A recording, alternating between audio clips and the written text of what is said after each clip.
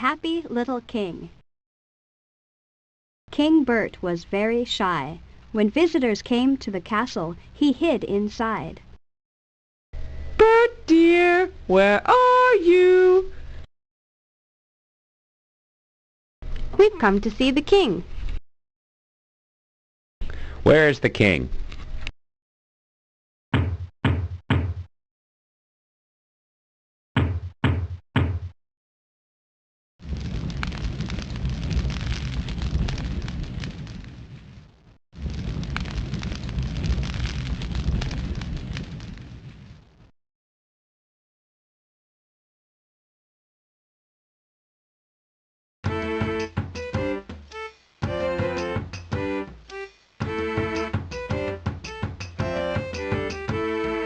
To hide even better, King Bert drank some water mixed with shrinking powder.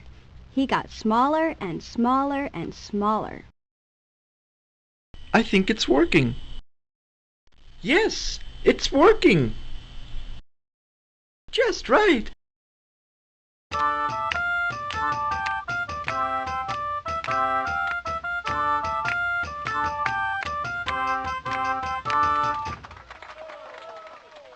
Now King Bert was happy. He could enjoy all the fun without being seen. Can you find King Bert?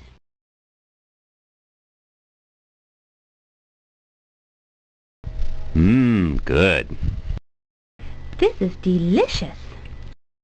I hope you're enjoying your dinner.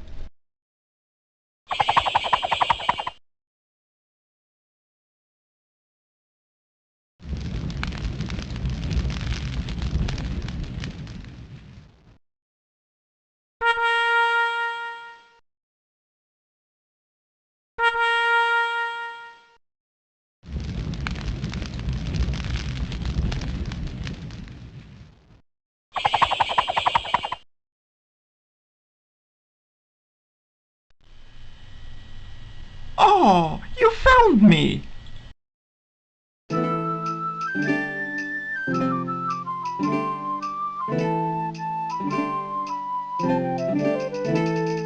The end.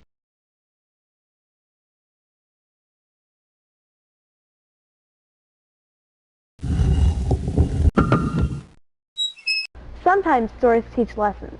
Write one about why it is better to be generous than stingy.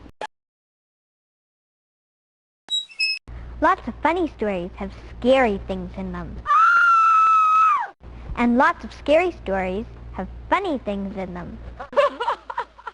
Go ahead, try mixing them together and see what happens. Switching things around is a good way to give a boring idea some life. Put the peasants in the castle and stick the king in a cottage. Know what can really make a story interesting? Write about something different than expected, like a queen who fights dragons. Weather is good for spicing up a story. Give it a try. Start with a nice day and add a storm. A terrible storm? That's better. Adventure stories are my favorite, especially the kind where I get captured and have to get away. I like to take something from my life, like a birthday party, and write about how it would be different if I lived during the Middle Ages. Make up a story about someone that no one in the kingdom can see, except you. I like to put myself in a story with an enemy who is my exact opposite. My favorite kind of story starts out with someone old telling about what happened to him when he was young. Before I start a story, I pick a character and think about what that character wants more than anything in the world.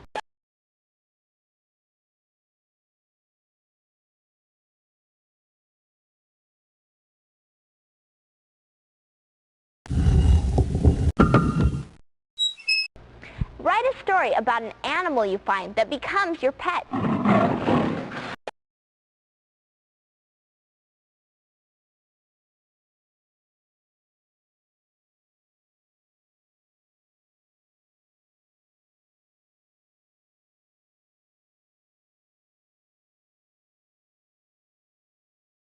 Castle Tour. The word castle comes from the Latin word meaning fortress. A castle was a fortress that offered safety, but it was also a business place, a center for the army, and a workplace for large numbers of people. Along with the royal or noble family, many of the workers, soldiers, servants, and their families made homes inside the castle walls. Animals lived there too. Early castles were made from mud and wood. Later they were built from stone, which offered better protection from fire, enemies, and bad weather. Castles included towers, walls, and small and large buildings, grassy areas, and moats. Castle rooms were quite plain and had little furniture. They were often crowded with people, and there was little privacy. Wherever there was space, food and weapons were stored. Keep. The safest place in the castle was a stone tower called the keep. The king or lord and his family lived in the keep. Sometimes, for safety, the keep staircase was in a separate building. A small drawbridge had to be lowered in order to enter the keep. The keep's lowest level was used to store food and weapons. The Great Hall was sometimes on the second level. It was a place for people to gather. On the third floor was the most comfortable room of the castle. It was called the solar and was used as a sitting room and bedroom. A fireplace was built into a wall of the solar.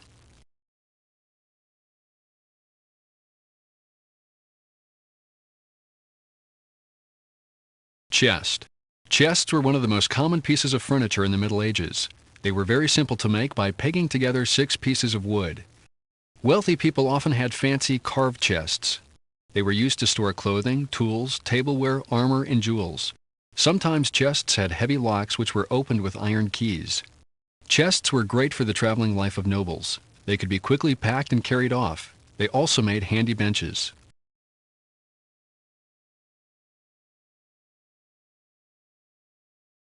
Gargoyles.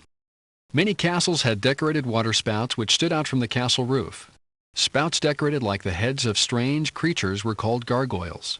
Water drained off the roof through the gargoyle's mouth. Often the gargoyles looked half animal and half human. Other gargoyles looked like scary birds. Some gargoyles were carved to make fun of enemies. A stonemason could make these gargoyles look weird or scary. You can still see gargoyles today on the top of large old buildings. Grand bed. In the Middle Ages, one of the most prized possessions was a bed. Beds were so rare and valuable that they were often listed in a noble person's will. The grand bed had ropes supporting the mattress. Some had a roof called a tester. Curtains hung from this roof and could be drawn to keep away the cold air. Servants and children often slept on a lower bed called a truckle or trundle bed. During the daytime, this lower bed could be pushed under the grand bed.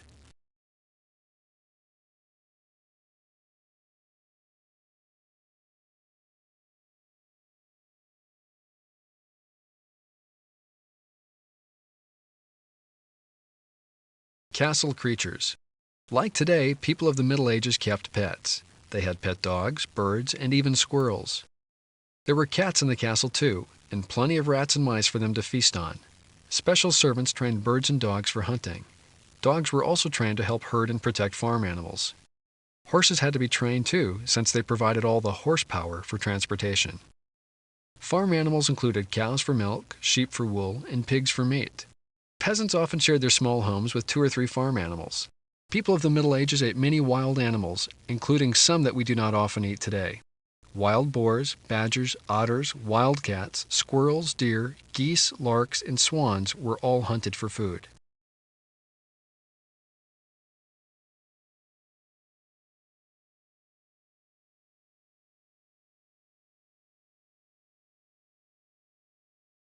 Imagine that.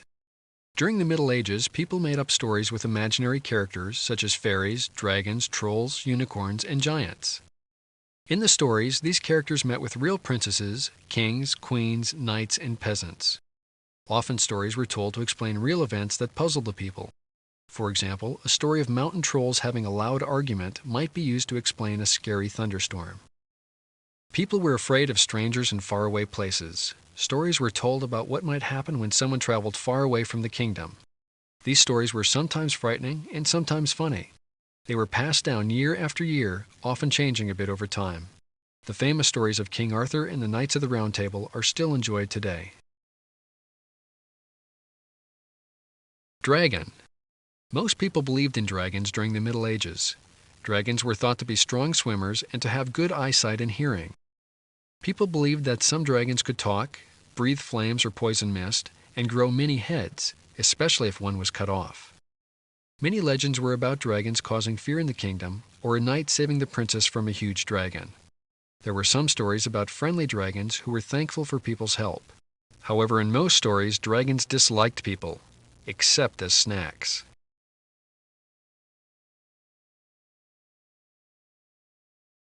Unicorn. The unicorn was pictured on tapestries as a horse-like animal with one horn. In the Middle Ages, people believed unicorns were real, but such animals never lived. People thought that a unicorn horn could purify anything. Wealthy people made goblets from so-called unicorn horns to protect themselves from poisoning. Peasants ground and ate small pieces of horn in hopes of curing rabies, fevers, and diseases. These unicorn horns were really just ibex horn, fossils, ivory, walrus tusks, or teeth from the narwhal, a type of whale, sold as unicorn horns. Giant. In the legends of the Middle Ages, giants had huge human-like bodies. They were rough, clumsy, and usually had bad tempers. Sometimes they carried clubs or other big weapons. These giants bullied people. They took anything they wanted, then they hid and guarded their treasures. Some stories told of helpful, friendly giants. However, more often the stories told of giants who caused problems. About the only way to win against a giant was to outsmart it. People were not as strong as giants, but they were much smarter.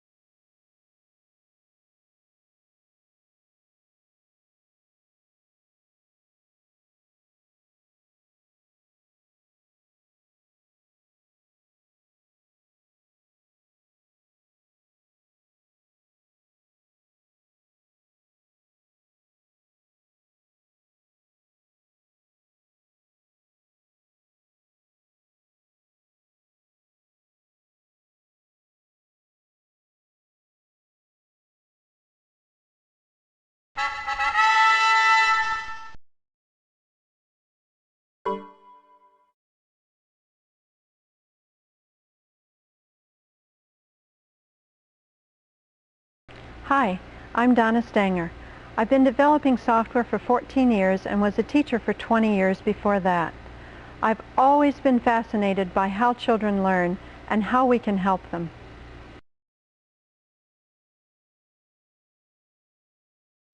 There are many different schools of thought on how to help children learn to write, but most educators agree that writing is a multi-step process.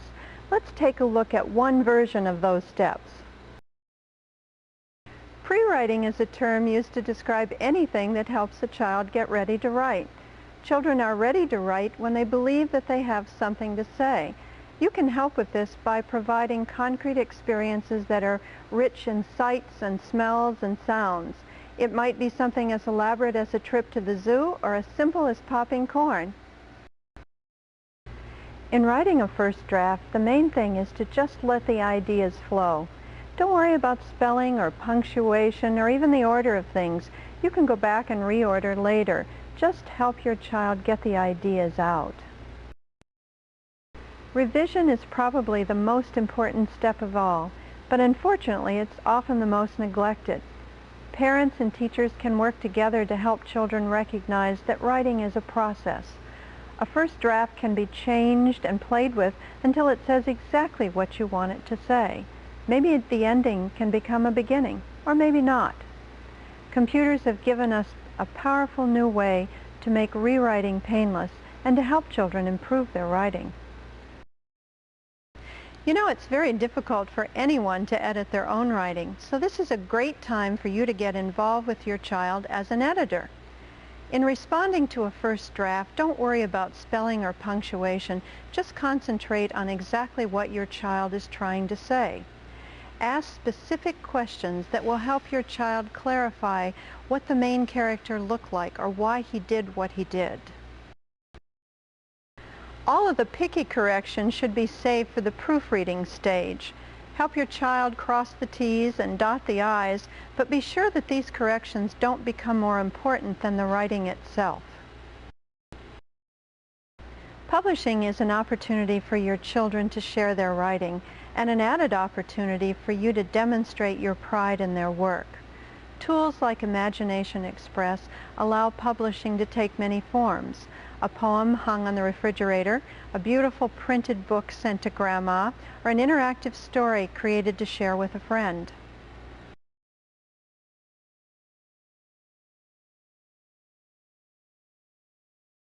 Your first response is so important. Try to begin by accepting what your child has produced through an expression of sincere interest. Instead of saying, "Gee, John, you misspelled night," try something like, "I loved the part where you made me wonder what was going to happen to the Queen." And keep in mind that for most children, a specific question shows more interest than general words of praise.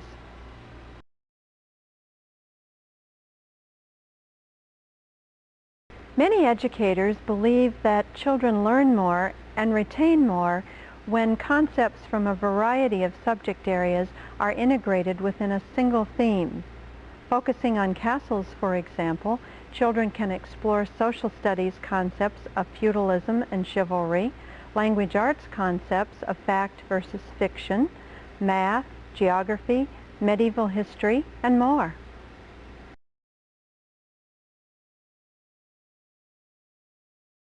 Lots of kids have trouble with the first line of a story. Suggest that your child start at the middle or at the end and work backwards. Each Imagination Express learning pack has a special feature called Story Ideas. Try clicking through some of the movies, watch for one that catches your child's attention, and then ask a few leading questions to get your child started.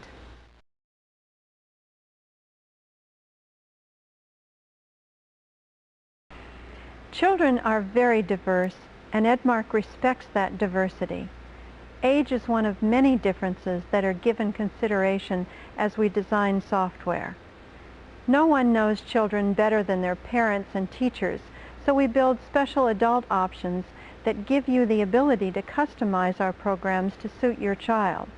Imagination Express has a particularly powerful set of adult options, allowing you to turn the program way down to suit the youngest child and then to add features as needed to grow with your child.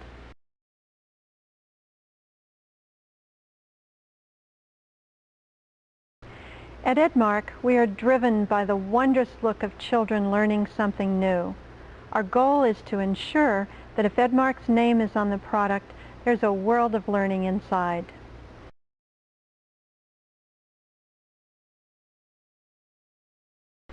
There's really no stronger way to teach your child than by the examples you set. Educators call this modeling. Whether you intend it or not, children learn by imitating, and your actions teach.